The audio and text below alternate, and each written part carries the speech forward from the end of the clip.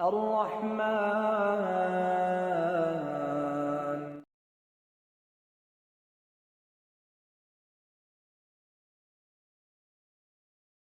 Monotheism, known as Tawheed in Arabic, is a fundamental concept in Islam. The belief in one Almighty Allah alone is a core theological principle and the cornerstone upon which the entirety of Islam is built. All prophets urged their followers to embrace true faith. Worship is a right reserved for Almighty Allah and belongs alone to Him. As monotheism is such a crucial component of faith, the Prophet Muhammad, peace be upon him, spent the 13 years preaching in Mecca, emphasizing the oneness of Almighty Allah and urging people to practice Tawheed by denying any partners to Almighty Allah.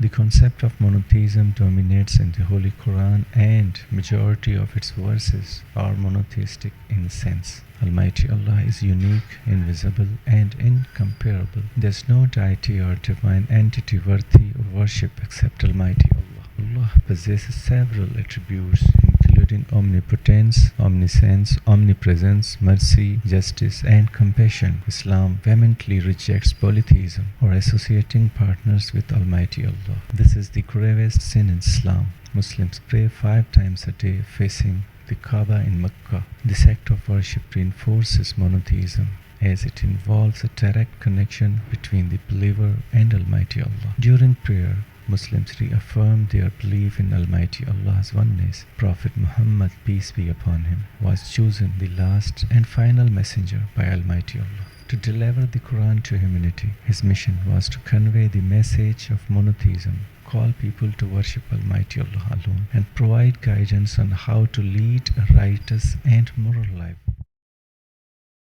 الرحمن.